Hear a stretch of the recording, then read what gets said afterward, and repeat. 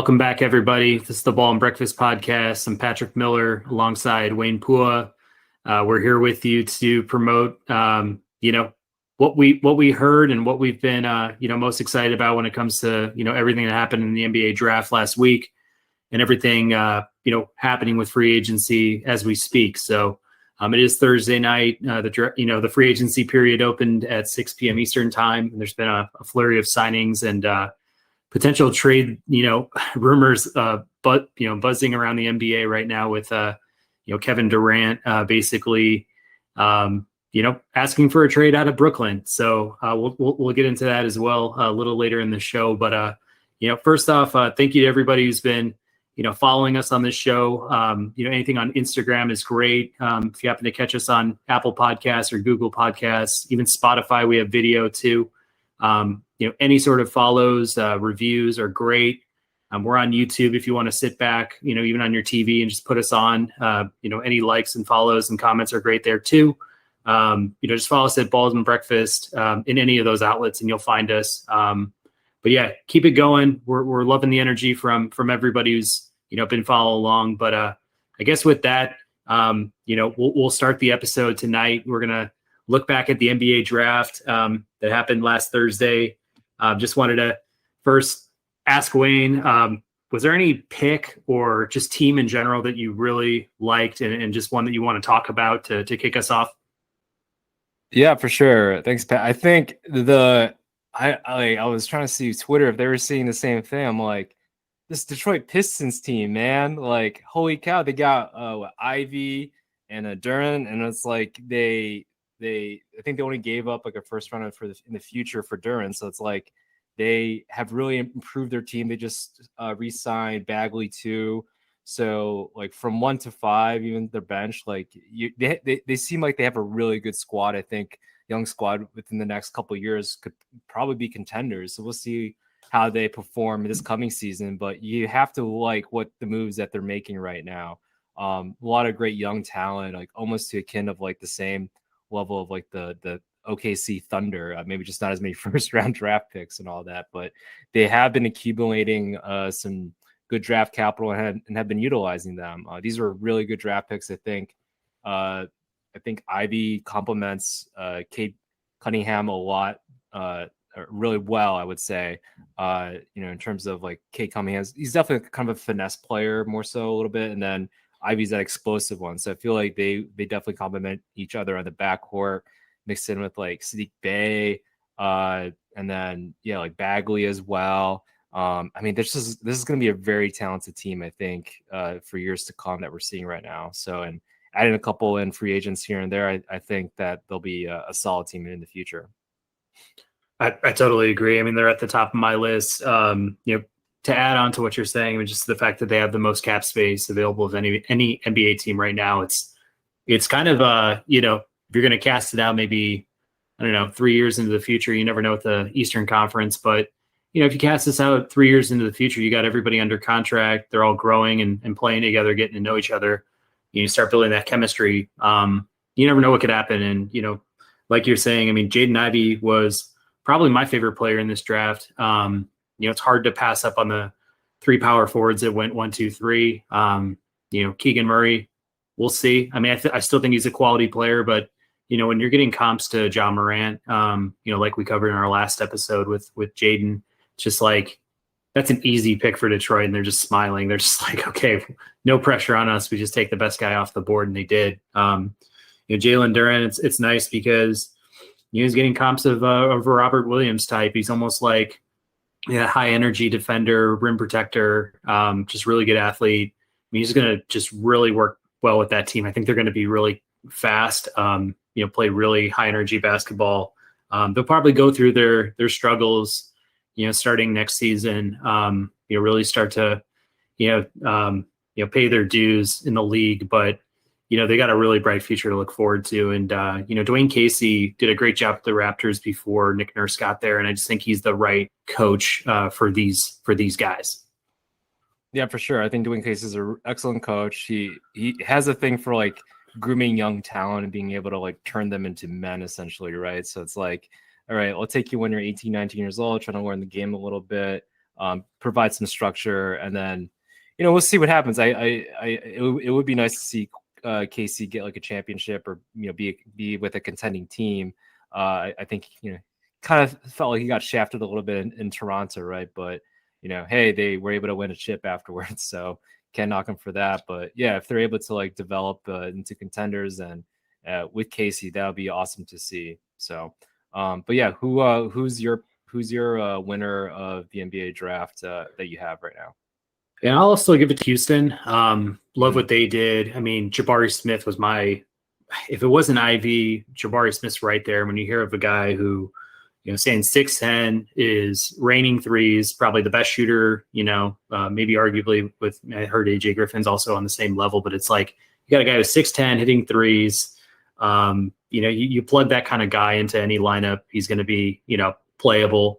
He almost reminds me like a Chris Bosh type, but to have Jabari Smith paired with, Jalen Green, and then you got Kevin Porter Jr., Alperen Şengün is a young center from Turkey that they just drafted, the year before. So you have him, and then, kind of go later in the draft and you get Tari Eason, who we both projected to go to Houston. And then you get Ty Washington, who was also like a top 20 prospect in a trade. They pretty much established like a really solid young core. And they made that trade with Harden. They were kind of, forced against, their will to get rid of him. I think they've just done an amazing job of spinning this around and making it into a viable contender for the future. I mean, obviously, like Detroit, they're going to get banged around a little bit, I think, in these, maybe next 2 seasons. But it's not to say they can't be, fighting for a play-in tournament maybe the year after, this next one. So I'm, really excited for what the future holds for them. I think they've got, the right mix of guys in place. And, when they get a little bit more cap money too, I think they just bought out John Wall. So it's like, once you get through all that hardship, you're going to have money to spend. You got the right pieces in place. Yeah, for sure. I definitely see the trend for the NBA, right? It's like, we hate the middle ground. Like you can only have like a bunch of young talent and then groom them up, and then suck for a couple years, like maybe kind of go like the 76ers route with the whole process, but not totally screw it up, right? Like, maybe we do get Tatum instead of Fultz, right? Stuff like that, right? But I do like the pick that they have with Jabari Smith. Like, I think he shot like 40% from 3 and all that, which is awesome. So I think he pairs up well with Jalen Green there. So it is great that they're building kind of a young nucleus over there. And I definitely see them kind of going maybe the same trajectory as the Detroit Pistons, just in the amount of talent that they're accumulating. And if they get some more veteran players here and there, once they those veterans can see that, hey, there's something building up over there in Houston, then that is definitely one way to go. So yeah, I'm definitely excited to see that that team just kind of move forth from where they were at. So I think my next winner is it's a lot of people are like, oh yeah, let's pull out the big names, like the big lottery picks. I'm gonna go with Memphis. Okay. I think I saw like a graph of or a little chart of their previous like top 5 picks, and they're all like starters, like big contributors right now, right? With like Desmond Bane and well, yeah, like everyone else on there. So I think so they got like Jake Laravia and David Roddy, who are like 2 kind of like power forwards, modern day power forwards. I think Roddy's kind of like built like PJ Tucker essentially. I think he shot like 40% from 3. He's like 6'5", 250, so it's like built like a tight end.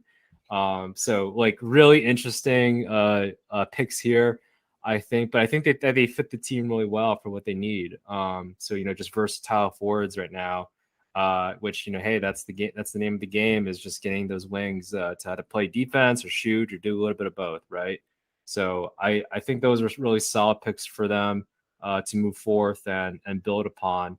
And hey, if they're anything like their previous picks too, then they got some winners there. So that was my kind of like I kind of liked their picks that they had there, and I think if their track record shows it, I think they'll pan out. So.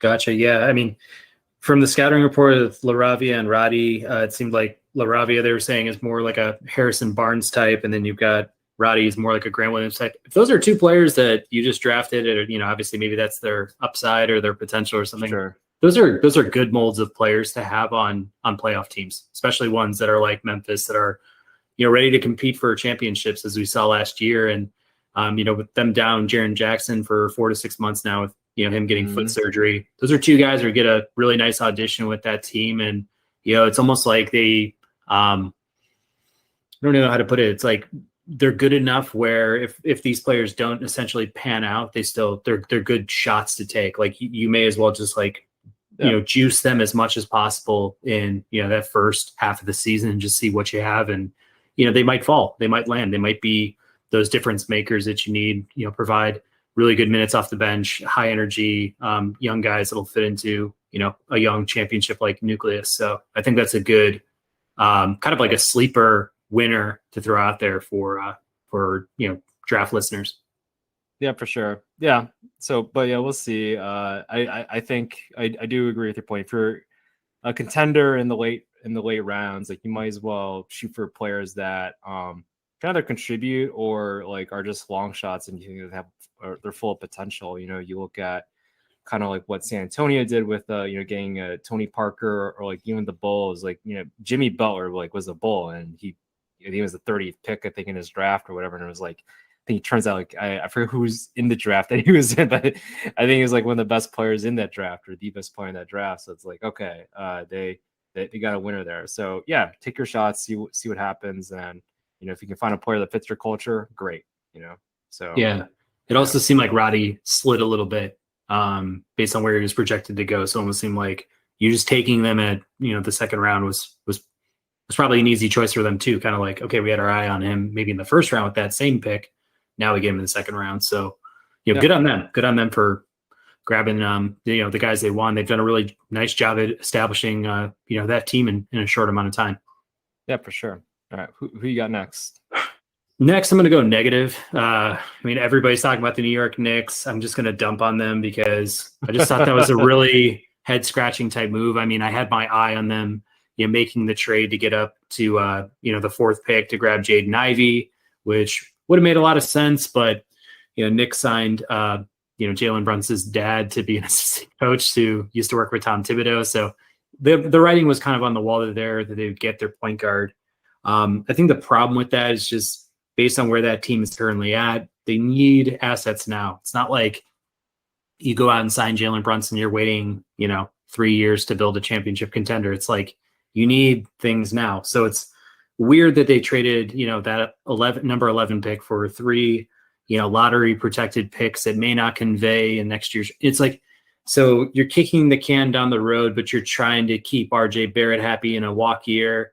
You got Julius Randle, who knows how many more like 2010, 18-10 seasons he might have left in his bag there. And then you get Brunson, who, we can go into the free agency talk when we want. I like Brunson. He's a good player. It's just like, why not just like hold your pick, grab Durant, grab Agbaji, grab Mark Williams, grab AJ Griffin. There's a lot of great players that were, kind of in that spot that'd be starters for you tomorrow, where it's like, it's just like a little head scratching. And I know, New York Knicks fans have already kind of voiced themselves, like analysts all over the panel have voiced themselves. But when I was actually watching that draft, I was super surprised because I was just, I had to understand, okay, what are those 3 first round picks really about? And, I was just waiting for them to make that trade to 4 to grab Ivy. So just a little confusing for me. I don't know how you felt, but yeah, it's definitely a loser in my opinion. Yeah, no, I agree with that. They're actually one of my losers here too. It just didn't make sense what they were trying to do exactly. I like, yeah, like you said, but they have heavily protected first rounders. So it's like, you're not really shooting for you're not trading your first rounders for like potential first rounders in the future for like some, potential like lottery pick or something like that could, turn into like a top 5 pick or something like that. It's much more about, oh yeah, we're gonna get, you're most likely in that 15-ish range, right? Gonna get like role players or contributors more so, not necessarily like all stars. So it's like, what exactly you're trying to do with kind of kicking the can down the road a little bit there. So as opposed to trying to getting a splash pick, such as an Ivy of some sort. I was more so of like, they had AJ Griffin, who both think you and I like, Mark Williams there, and then Durant. I was like, they could have used all those players right now. So, and they didn't. So it's like, Brunson's a great player. I think he's great, but then it's like, how much did they sacrifice just to sign this guy? Like it blows my mind. Like it's like it's not DeJounte Murray. It's Brunson. So like they were like restructuring contracts, trading away players like for Brunson. Like, good solid player, but like you're literally changing your franchise basically for this one guy. And I'm like, he better like ball like Curry or something like that, because I feel like then they're just way over exaggerating his talent. Maybe it's his dad that's hyping him up. I don't know. So yeah, it's like he's a good fit. Like, could he be Fred VanVleet? Like, sure. Like, you got VanVleet now. It's like it's good, but it's like it's not enough in the Eastern Conference, and it's not enough when you trade another chip, and who knows what they'll do with some of their cap space. I mean, they've got some good cap space here. Maybe they can play with it, but it's like, we'll get into free agency in a second, but it's like, there's not really like a lot of game changers left on the board, for them to go after this season. So, are you kicking it for next year, the year after? That's what we're trying to get into. It's like, we're making these big moves now. You need to kind of make them now, but they're not. So that's where it gets kind of confusing as to, where they're going to end up after, this whole off season's over with. Yeah, no, it's one of those things like, and I'll talk about my next draft loser here in a bit, but it's like it's one of those things of bad organizations or subpar organizations do subpar things such as this. So it's like, hey, maybe one of those picks in the first rounds that like are probably going to be like the teens or 20s, right?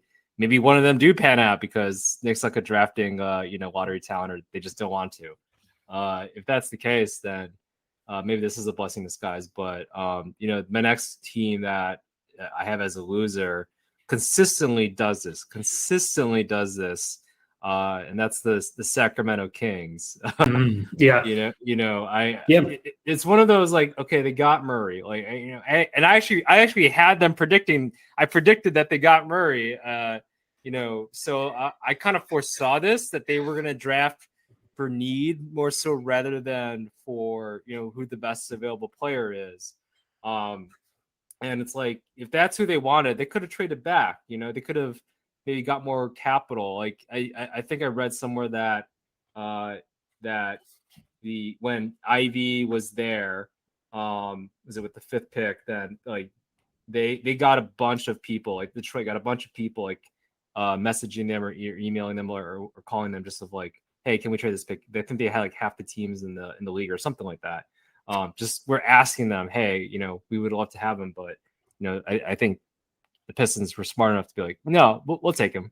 So if that's the case, then why not trade back? Why not get more draft capital or see if you can get a player and or anything like that to trade back a little bit and get that fit for yourself. Whether it had been like Murray, because maybe hey, Murray would have gone to the Pistons, but Murray or some of the other players out there, that there were a lot of wings that went in the first round. It's like, is that really the best you can do with regards to that position? So I get that they had some sort of remorse of getting Halliburton and like, oh, we don't want Fox to be like complaining about having so many guards and Davion Mitchell and all that. But it's like, get the best available players, figure it out, and then move on from there. That's what the Golden State Warriors did, right? When they drafted Curry, even though they had Monta Ellis there, right? Two players that kind of need the ball in their hands, or just, are scorers, right? And they have similar traits and aspects. So it's like, you draft the best available player, figure out the rest from there. If that didn't happen, then hey, Curry would have been a Knick, right? I think is what the talk of the town was. So yeah. No, I feel the same way. I mean, I just feel like, they got tired of drafting point guards. It's basically what it came down to. It's like, they went after, they got Davion Mitchell.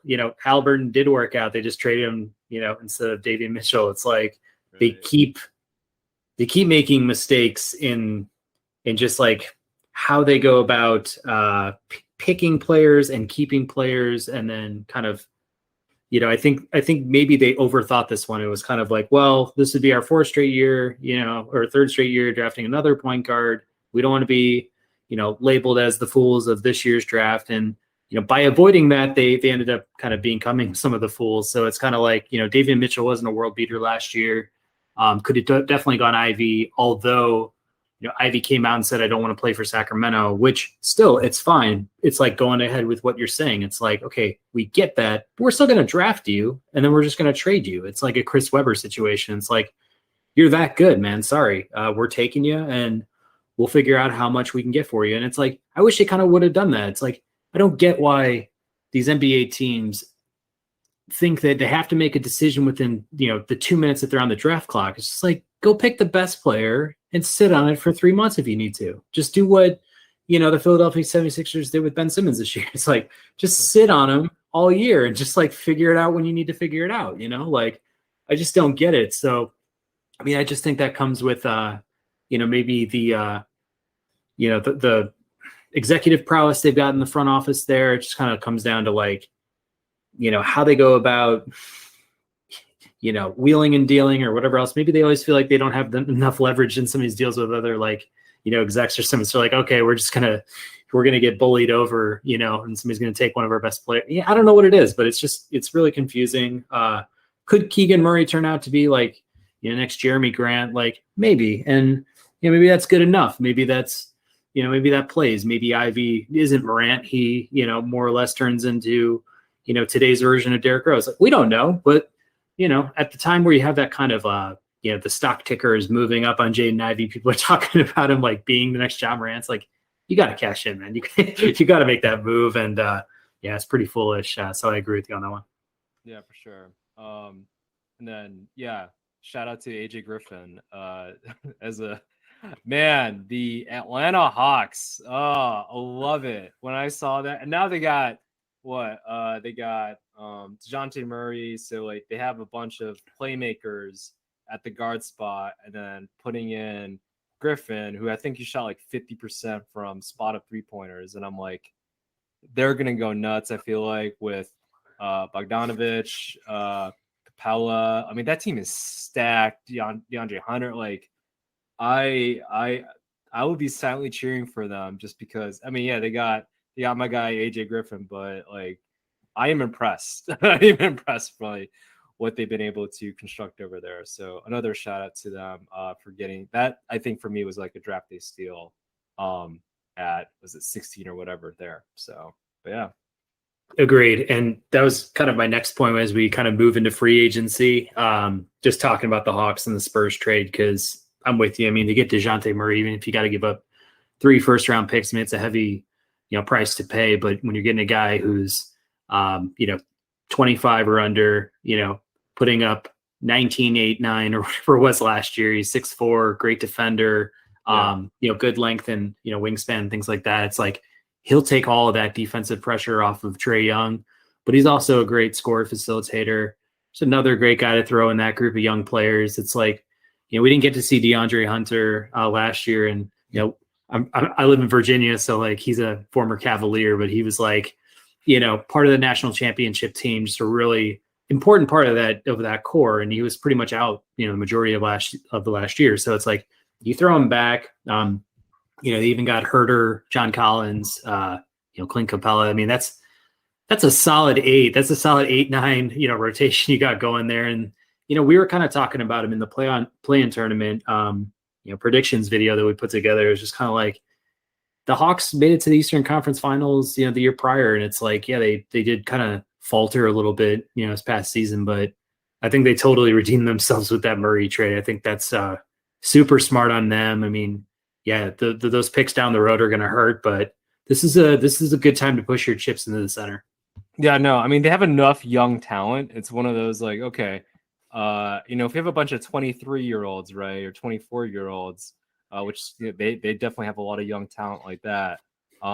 Like, why would we want to get more like 21-year-olds or 19-year-olds, right?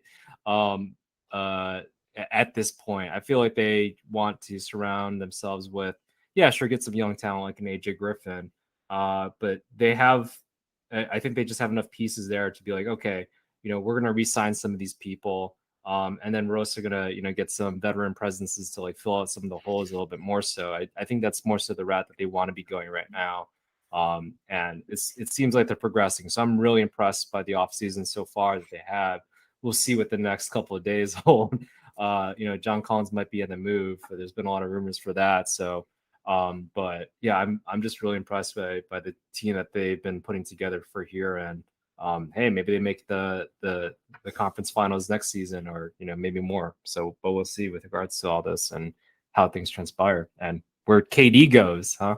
Oh man, yeah, that's that's probably the next thing up on our list. Sure. I'm totally happy to talk about this because Let's go. it's just, it's so where do we start? It's like, so, for those that obviously, I think everybody now in the world kind of knows what he wants to do, but just kind of leaving Brooklyn. He needs to leave via trade because he's under a 4-year contract, but they offered, basically agreed to Kyrie's 1-year, $36.5 million player option. So it's kind of like there's a lot of things that need to be kind of settled in Brooklyn as far as what they're going to do with these players and how these pieces are all going to fit. But KD kind of threw a wrench in the plan today because I think he was the most important person to consult in all of this.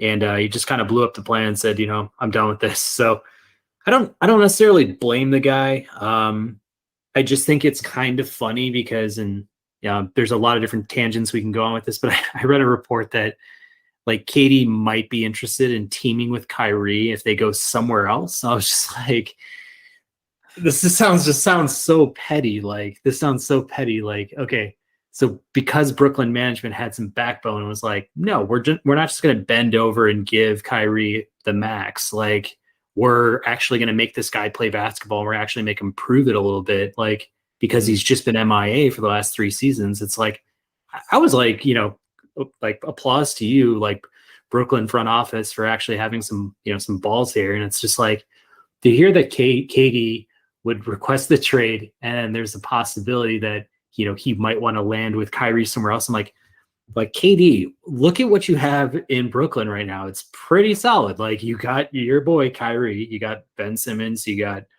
Seth Curry, Joe Harris is going to come back from injury.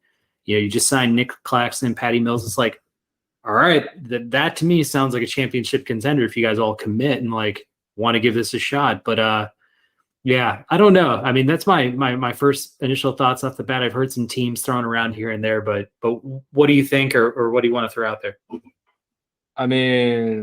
My respect for Kevin Durant. So, and I think we talked about this before in like previous podcast episodes. Like, he's got to be like one of the most talented players on earth, right? Like, there's a reason why he gets paid the big bucks. There's a reason why, we're talking about him, talking shit about him, or just like, what are you doing, man?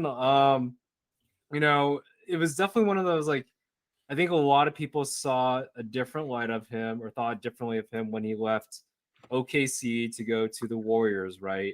And I think the funny thing is, like, I'm seeing, oh, who has a bunch of like draft capital that could probably trade for Kevin Durant?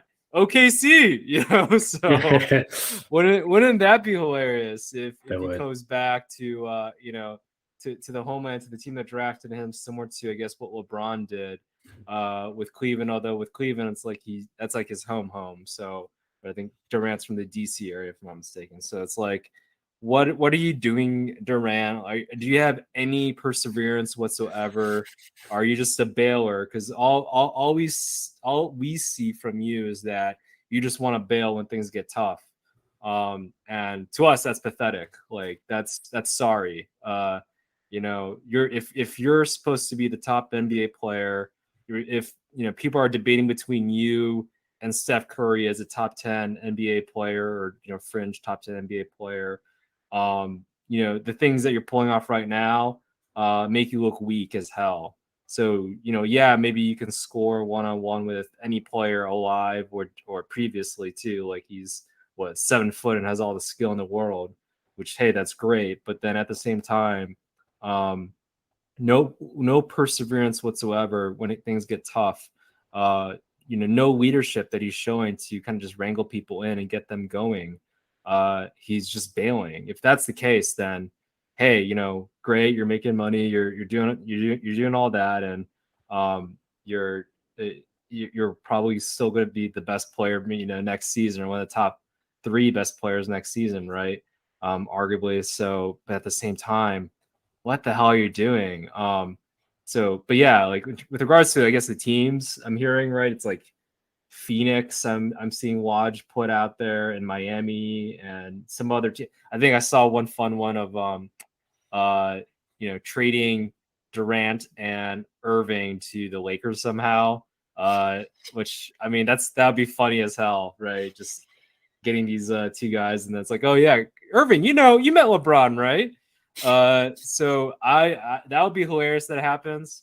I mean, I don't think so. It's probably not practical. I don't think they have as many assets, and from my understanding, the Nets have a lot of the cards in their favor with regards to what they can ask for. So just given the contract situations more so. So it'll be interesting what happens. But yeah, it's just weak. I don't know.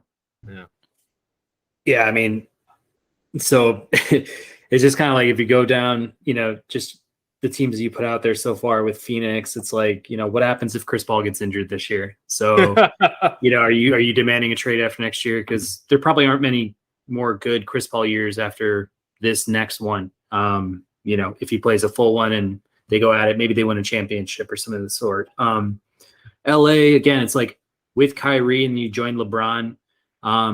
Yeah, I don't even want to say that's like a sure thing that they go all the way, because it's like LeBron missed almost 30 games last year. So I'm curious to like how many like more championship seasons you have left with LeBron even. But I mean, what's the plot around a Kevin Durant move to LA to join LeBron? It's the same plot of you going to Golden State and joining Steph, Clay. It's like you're still not understanding like your kind of your own story, or like how you're creating your own narrative. When you went to Brooklyn, it got criticized because you left a championship team, but it was like at least you're going out to kind of establish your own thing and like to prove to everybody like you are a leader on a championship team. And it's like by kind of forcing his way out, even when things are starting to move into place again, it's like he's kind of just throwing up the white flag again. Like you're saying, it's just like it just seems like a very much like a panic bailout type move, and kind of a quick instant gratification type solution that he's going to be looking for every season that'll be in the NBA from here on going forward. It just kind of seems like what his DNA is. So it's frustrating.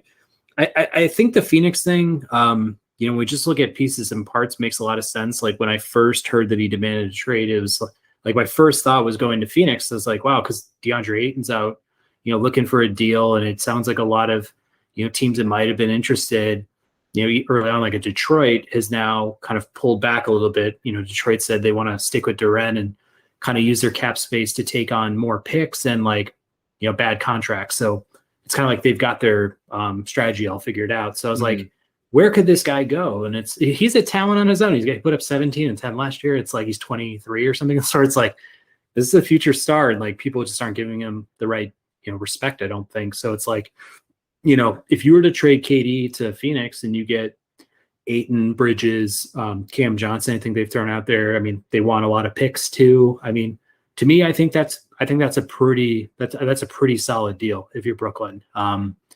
I've heard that Brooklyn wants 2 All-Stars at this point in return for KD, which is like good on them. Like good on them to just be like, hey, we got Kevin Durant on a 4-year contract. Like you're going to give us everything, So start the bidding high, which is what Sacramento needs to learn in these kinds of situations. It's like, hey, you got KD, like you should be asking for the moon, but where they may land on this, like a Phoenix situation might be the right move for Brooklyn. But what do you think, I guess, from just your own thoughts of like what teams could offer, and like what do you think is like the most feasible landing spot for him?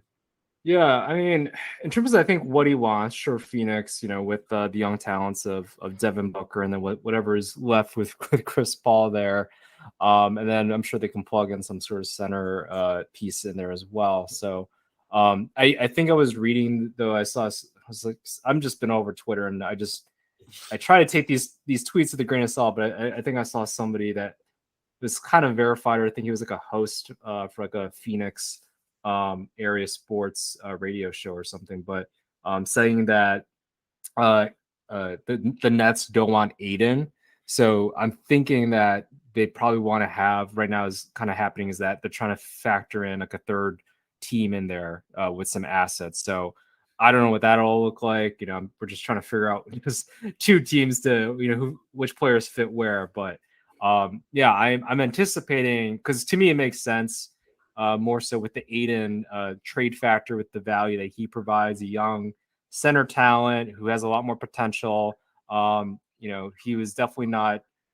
He was kind of like a rim runner more so when he was with the Suns, and I remember him shooting threes at a fairly like decent rate when he was in Arizona. So like he's got a lot more game than I think what was showcased with the Suns. So granted, like he didn't do too much in the playoffs when Chris Paul was out, and that was a little, I guess, disheartening. He didn't really show up as much as he could. So, and I think that's definitely where what I've heard is that where Monty Williams and him kind of just like this kind of tarnished the relationship a little bit. So, but if that's the case, like he's this is a guy that got picked ahead of Doncic and Trae Young. So, there's definitely a lot of I guess hype that went with him, and I definitely liked him coming out of college. I was kind of hoping that he dropped to the Bulls. We got Wendell Carter instead and all that, but obviously he was the number one pick. So but he's an ultra talented player, really good defensively, has some good skill set,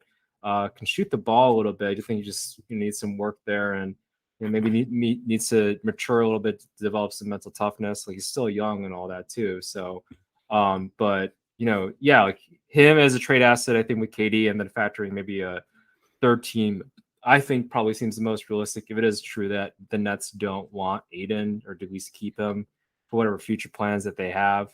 Maybe they do want to get younger with cheaper contracts and see how that goes. So if that's the case, then yeah, let's see what other third teams can offer. Maybe a fourth team. Who knows? This could definitely be a big deal with someone as big as KD in that contract and what he has to offer. So yeah.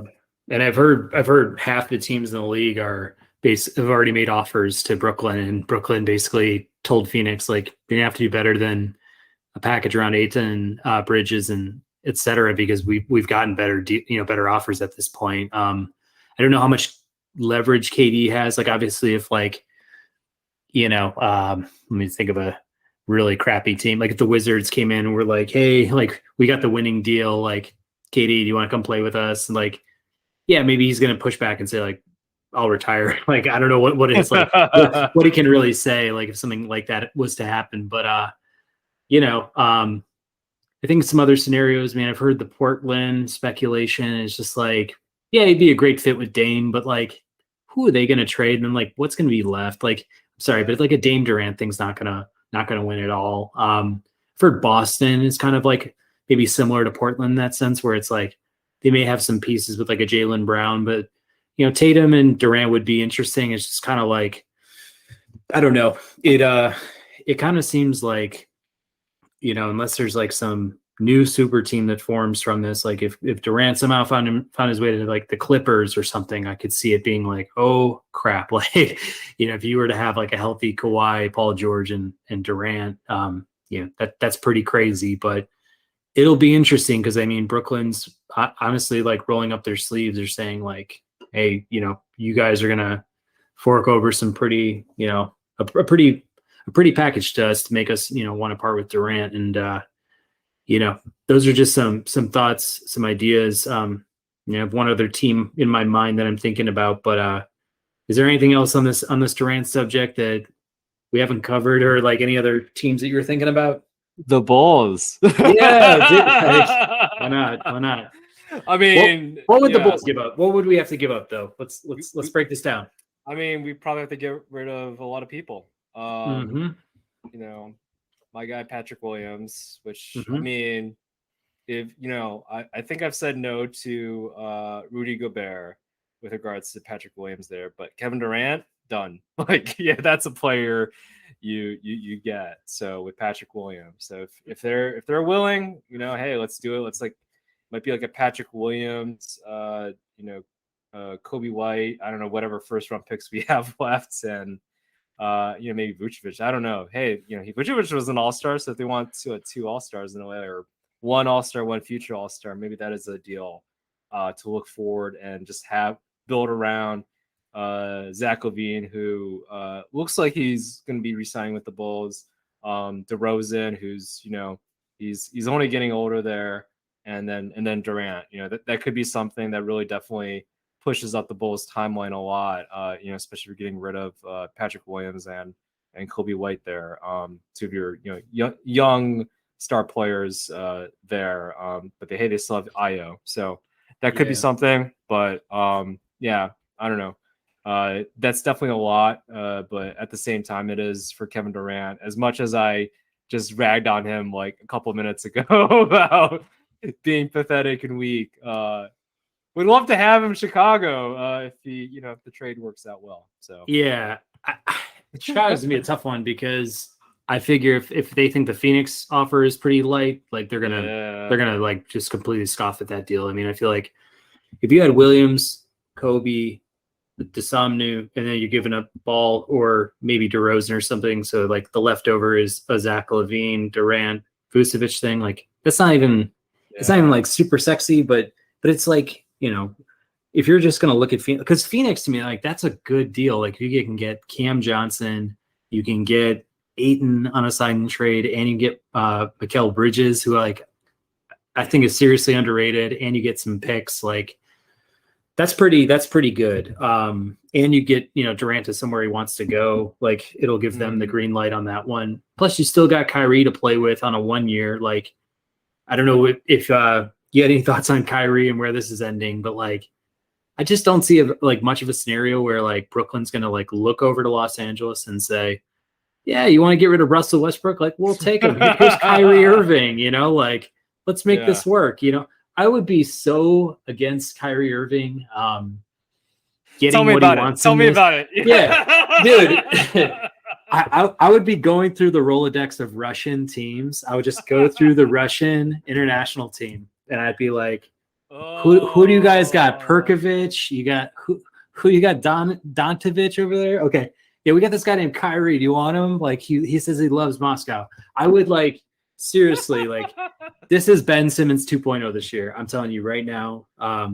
Unless some team that we haven't heard about yet, minus LA, because I just can't see a scenario where Brooklyn's like, we're gonna give you everything you want. We're gonna take that LA package, like make it fit for LeBron and co. Like, man, I will just have to be. It'll just have to make a ton of sense to me. But like, if they get strong armed and he goes to LA, like through whatever deal they orchestrate, like I'll be pretty disappointed for morale purposes. But yeah, I mean, I guess my one thought is like if you do part with KD and Kyrie, I think the Nets have a lot to look forward to. Like it might take a while, but like in the same sense, like I think if you reload, recharge, like you didn't miss out on much last year. You lost in the first round. You got swept in the first round. So it's not like you're losing a team that just won the finals or something. Like you're losing two guys that are pretty. I like KD. Like I like KD to a certain extent. Like I think he's somebody you can trust. I think he's somebody who's like got a championship pedigree. He's like obviously a gamer. He plays great basketball. But there is something upstairs with him where I'm like, I don't know. He just makes like. He seems a little immature. Kyrie, completely immature. I hope he gets nothing that he wants. I hope he goes to Charlotte next year for like maybe after like Miles Bridges clears his domestic violence case, like maybe you could do like a Miles Bridges sign and trade with Kyrie, just like these dirty, like bad contract, like poor sport types where you just don't want him in your clubhouse or whatever. But like, I don't know. Like, do you have any? are we switching off of KD now and going completely into Kyrie? I feel like I triggered you with saying Kyrie Irving on here. Yeah. I'm like, I know your trigger. I know your triggers now and all that stuff. But it's just that you brought up Russia. I was like, you know what? Who we need to bring back home? What player we need to bring back home from Russia is Brittany Griner. So hey, yeah. Oh man, that's a big can of worms there. Yeah, no, for sure. All geopolitical, but bring her home. Bring her home. Seriously, her home, it's marijuana man. at the airport. Come on. Yeah, we're better than that. Yeah, come on. I know it's this whole Russia and all that fun stuff, and like, oh, it's a different. You got to know the legalities of a different country, but it's like, come on, this is such a publicized thing. Like, isn't this what it's all about? And then getting all the resources to get somebody home that for some crime that's like, is that it? Okay, let's bring him home. You didn't kill anybody, whatever. So, yeah, bring her home. Take Kyrie. I don't know. So. Griner for Kyrie. Oh man, this is we're in cancel territory with this kind of conversation, but not in Russia. No, that's a good swap actually. Give us Griner back. We'll give you Kyrie. That's pretty good, man. That'll probably go viral. I'm happy. Yeah, for sure. Put it on the Instagram story. But I definitely, if I'm the Nets, I'm like, fuck it, I can't please anybody, so I'm just gonna let you all go. We're just gonna get a bunch of assets, as many assets as we can, and I kind of go from there. Like, that's probably what I would do if I were the Nets, because the highest paid player we have right now, I think they exercised a contract or the player option for Kyrie, right? He exercised it, so it's like he's gonna stay there, right? So unless they figure out some sort of trade situation with him too, but it's like, that's going to be somebody else's issue or problem, and who knows what they can do with that. But if they find a willing taker to get some first round draft pick capital or young player, then like, go for it. Just let it all loose, and then have Steve Nash coach a bunch of youngins and everything. So I'm really I think, to take a step back from both those guys, it's like, just going back to the Brooklyn management team, it's like, seriously, for my own peace of mind, after going through what they went through last year, like across the board with like those three guys, and nothing against KD really. I mean, he was injured for a little bit, but like, he did his thing. He did his thing all year, and he just kind of got shafted by the guys that were a part of that quote unquote super team. But it's like, to go into this offseason, kind of be like strong-armed the entire way through, I'd be just so fed up. Like, if I was the owner, if I was the GM, I would just be like, look, I'd just rather put you on the block and like just see what I can get for you. Because literally, if you have those two coming back, like, let's say, they went through all those hassles, like there's a lot of like animosity all offseason. You walk in with that, like that whole core, like we're looking at probably like another first round, second round exit with that team. Cause it's just like, the right chemistry, the right mix, and you need some leadership. Like, leadership is so like underappreciated when it just comes to like weighing talent versus like what they actually bring to a basketball team, like what they do for the 15 guys that suit up. It's like, it's just I think the Brooklyn Nets will be better off long term, and I hope they max out on both those guys and get some good pieces back and are like back in it, because before they got KD and Kyrie, like the Brooklyn Nets were a really exciting team. Like, then they had like Dinwiddie and Russell, and they had Joe Harris, and they had like, just, you go down the line, Karis LeVert was a really good piece for them. It's kind of like a really exciting team, and it just got like completely crapped on. I just kind of feel like terrible for them as a franchise and for their fans, because it's like, I could imagine being that excited to see all these stars show up, and it's just like, they give you that, and you're just like, well, thanks a lot.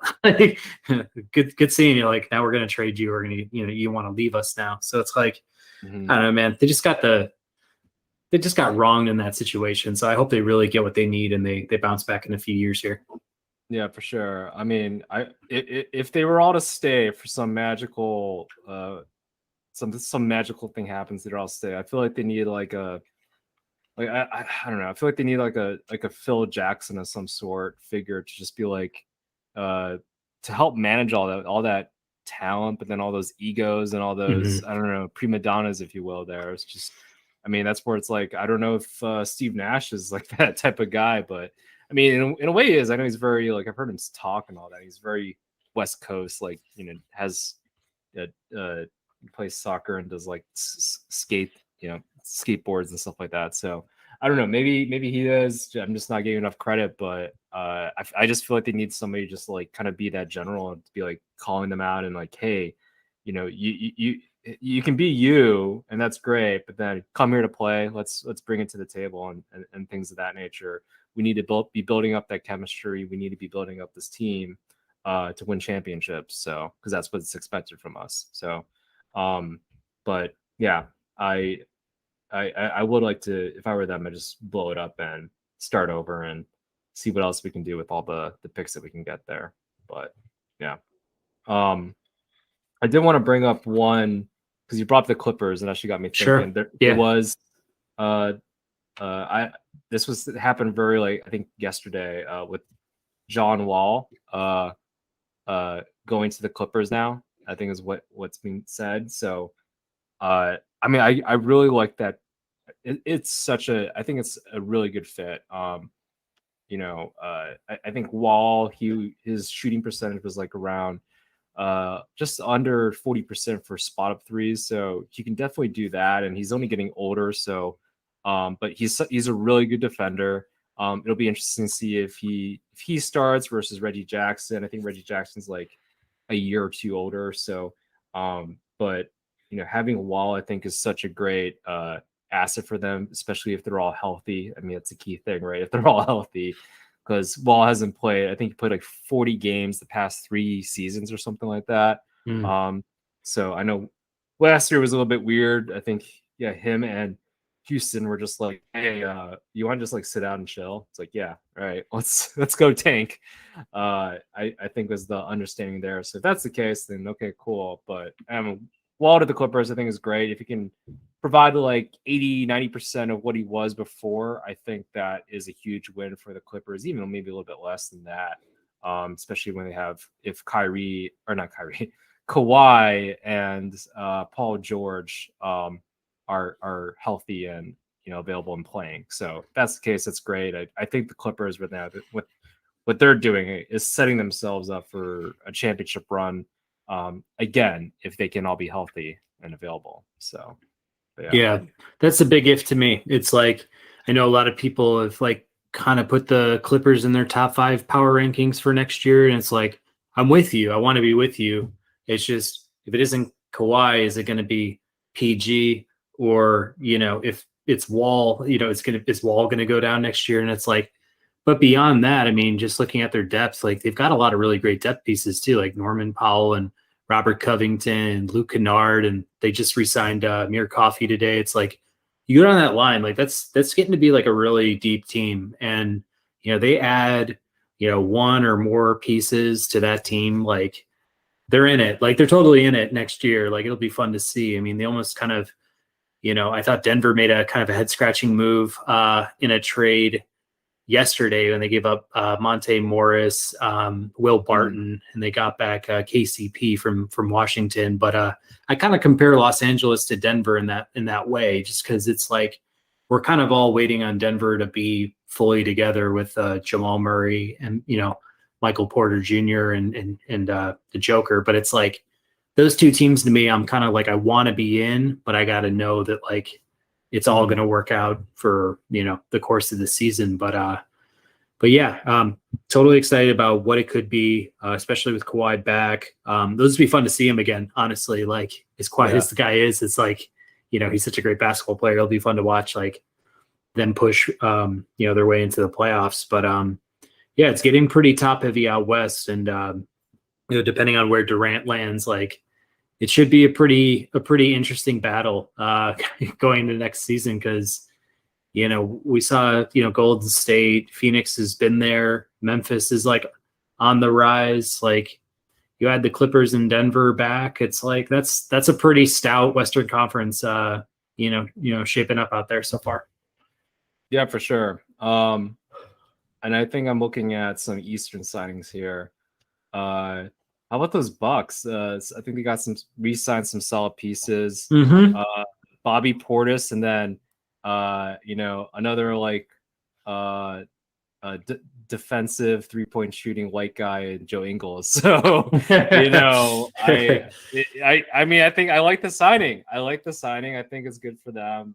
I think both those players kind of fit the mold of what the Bucks are all about, with like good space, floor spacing, 3-point shooting, and just hard nosed playing. So I really like Joe Ingles at the Bucks. I feel like him and Grayson Allen on the same team, or whatever.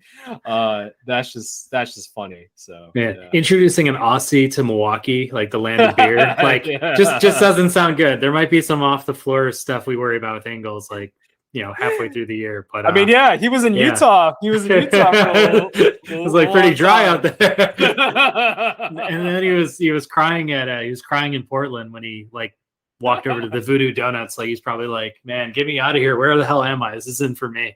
But Fruity Pebbles on a donut for. Yeah, exactly. Hey, shout out Voodoo Donuts. Those are really, really good. The maple bacon bar, especially. But no, they also got Pat Connaughton back and Wes Matt. Like, I just think that's a good like veteran squad around Giannis. It's like Giannis is going to be him, and then you've got all the pieces in place. Like, I don't know how much more they really need to do to like be back in contention. Like, I think they're probably like the favorites out east again. I would say, like, we'll see how Boston bounces back after the finals showing. But yeah, I agree with you. I thought that you're right off the bat they were making moves, so they're cementing their place in the Eastern Conference too. I don't know. Were there any other like free agent signings that you thought were interesting or like head scratching, or are there any like more to come or trades to come that you think like could be super important for the league? I mean, there's certainly going to be a lot more trades coming apparently with KD, and then probably like with Rudy Gobert where he goes and lands, and then I mean, the Lakers, they're getting younger, it looks like, which I'm like, great. They can only get so many like Carmelo Anthony's on their teams and all that. So I don't know if it came from LeBron or whoever, but I think that's a smart move. Just get younger and more athletic, get those hungry players out there. So, and then PJ Tucker to the 76ers, I think is a great sign. Guy is 37, but like he knows his place at an NBA roster. It's like, I'm just going to be tough and I'm going to sit in the corner and shoot threes. Like, that's it. And then buy a bunch of shoes. Like, that's his whole thing. So I kind of get when a baseball player signs a 3-year deal when they're 37, but basketball is like real head scratching. Like, I could see a reliever getting a 3-year deal at 37. He knows how to pace himself. He knows how to pace himself. He switches shoes every game or whatever. So yeah, just sit in the corner and then guard, Kevin Durant. Like, sit in the corner, shoot threes, guard Kevin Durant or whoever, Giannis or what, the best player on the other team. That's just where you put all your effort. And then shoot threes in the corner. Like, that's it. And he's made a good career out of it and bought a lot of shoes out of it. So, that's quite a life, I feel like, for PJ Tucker there. And then also with the 76ers too, with Harden, your other trigger warning, I believe, right? So yeah, like Harden, I think he like did something that was very team friendly, right? So kudos to him. It opens up the door for them to sign more players, more other talent, and everything. Maybe another star name potentially. So, hey, that could be something that brings in some other talent. Who knows who that person might be, but I think that's a great move on their end. It shows that he's serious about potentially winning a championship, because his window is closing for sure. He's made a bunch of money, thanks to the Rockets and the Nets and all that. So it's like, okay, he's good now. Now it's like, all right, maybe I want the chip now. And I got Embiid there, and they do have some assets, with Maxey as well. So who knows what they can do with regards to this offseason to set themselves up for a championship run next season. But curious, any thoughts on your boy Harden and doing all that, or anything the 76ers are doing? We talked about this last episode. Have we ever seen a guy who we've kind of painted as selfish or just not willing to really commit. James Harden's obviously on that list, but with talks like that where you're like, hey, I'm going to give money back to make this team better, like now I gotta see it to believe it. But in the same sense, I'm like, I like where that's going. And I also saw a video of him doing like a Rocky type work. He was doing some sort of like Rocky workout in Philly with some Philly guys. I was like, okay, James, like, all right, man. Like you like I don't want to like cancel, like I don't want to like just cancel somebody who I don't like if they're willing to make changes. Like if James Harden is willing to make changes at his age with all of his accolades, like I will become a James Harden fan potentially, but I have to see it to believe it. So it's like, once it happens, if he signs a team friendly deal, and who knows, maybe they bring in Miles Bridges, maybe they say, we're going to look past this domestic violence thing because we know we can get you on a discount. Like, we need to win a championship, come aboard. Like, that might be interesting. Philly might be really, really interesting in that sense. But we'll see what else. I mean, I'm kind of looking down the free agent list as far as who might be somebody they can plug in. Like, I don't know what Colin Sexton might ask for on the free agent market. Like, if James opens up cap space for Philly, like, could a Colin Sexton be like a really nice piece for them to bring off the bench? Like, would he be willing to do that too? I don't know if they're in the market for like an Ayton or a Nurkic or a Mitchell Robinson. Is a DiVincenzo enough to get them? Like, is that a sexy signing for them? Like, it's a good depth piece, but I don't really know. So, I think Philly's interesting. It's just maybe they're just not my favorite Eastern Conference team at the top of the list off the bat. Like, I think I'd take a couple other Eastern Conference teams before them. No, for sure. I mean, I definitely like going into next season. For me at least, it's like Bucks, the Celtics, probably Miami. I still have to see what they want to do. With Hero, if they want to keep him, and kind of how they shape up. But we'll see. They've always, these past couple years, like, they're only getting older in terms of with Butler and Lowry, right? So, who didn't really show up this playoffs. So, but yeah, it's, for me at least, my favorites coming out of the East next year are probably going to be the Bucks. I like the moves that they're making right now. And Middleton just got hurt. That was just a big thing for them this in the playoffs. If he doesn't get hurt, I think that changes the series in all honesty. So I just saw apparently that Andre Drummond is joining the Bulls. So nice. All right. Hey, yeah, that's a good signing for us. I like that. Yeah. I love that signing. I think that's great. And then I know there's honestly some like Gallinari. I don't know if that's finalized or anything like that, but I think there's a lot of rumors of him going to the Bulls too. So if that's the case, I think that is a great haul.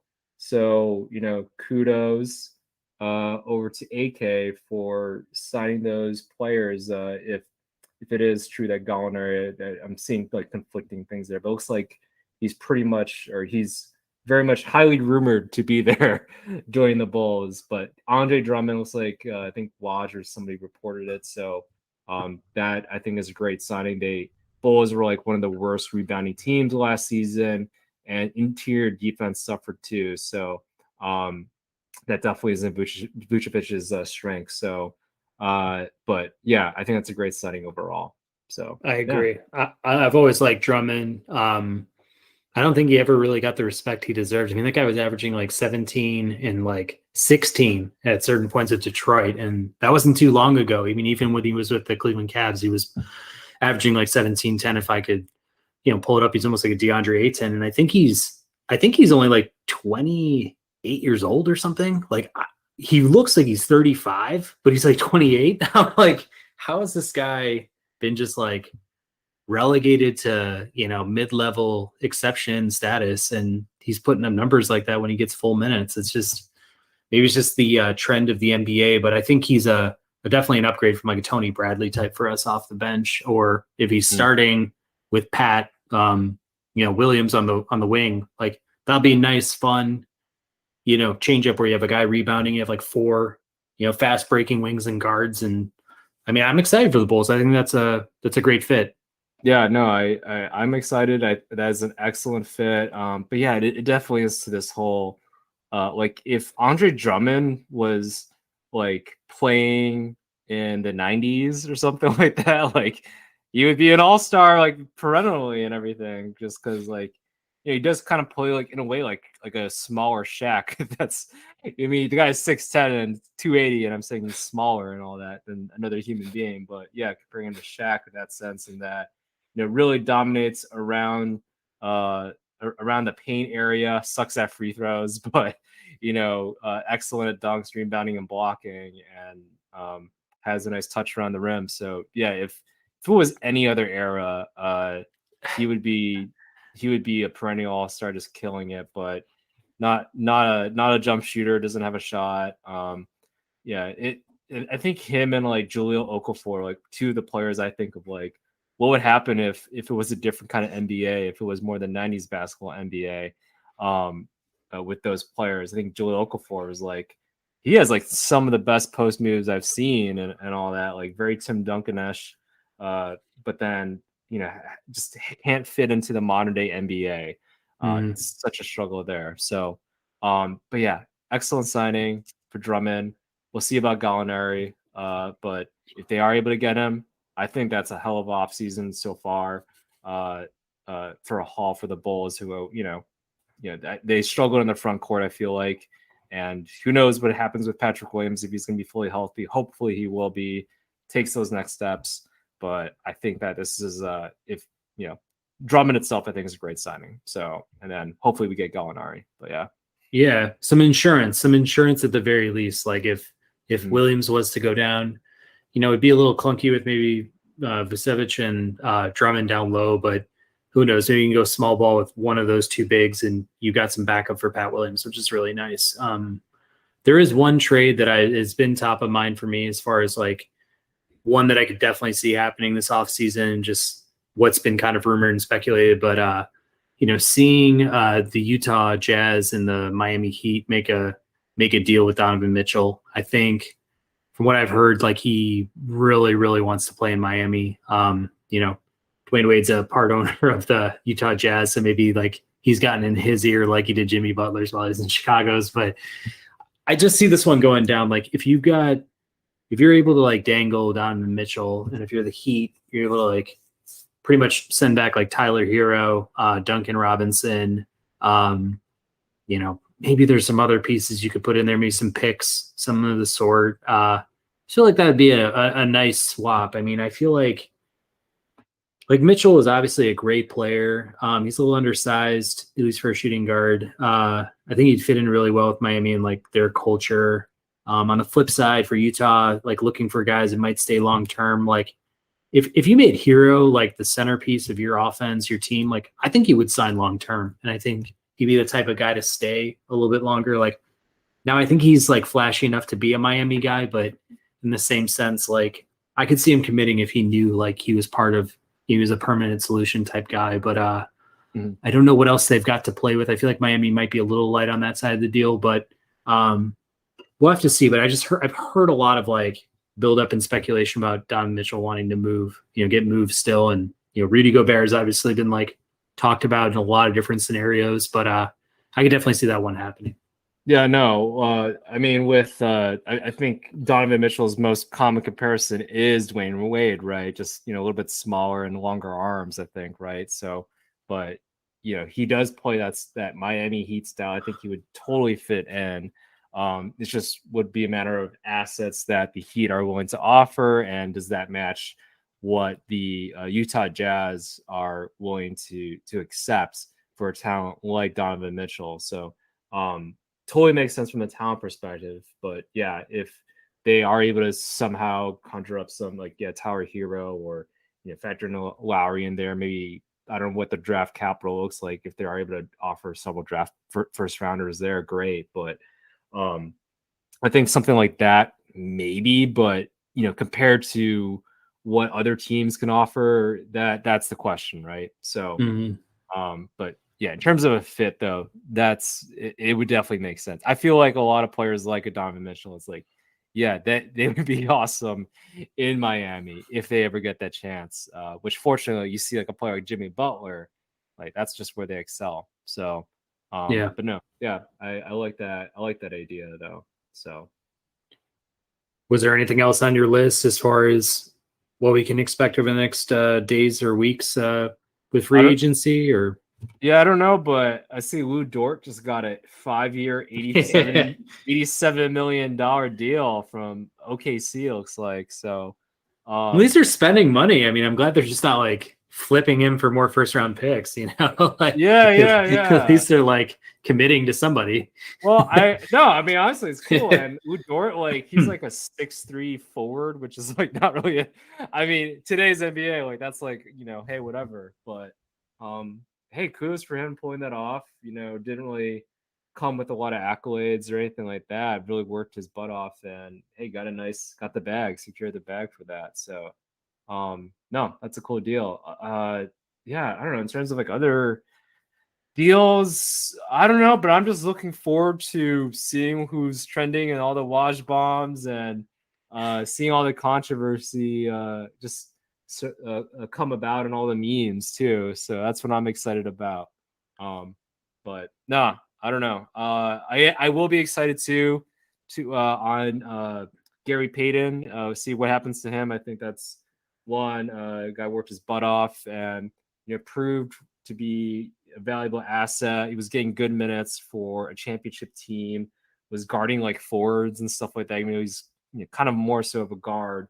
So really showed up in the playoffs, and hey, kudos to him, worked his butt off, and is making a name for his own. So yeah. Yeah, I'm with you. I mean, this is like one of my favorite times of year for any of the major three sports. I think it's like the second the free agency hits and you got all this like flurry of trades and signings. Like it's a whole lot of fun.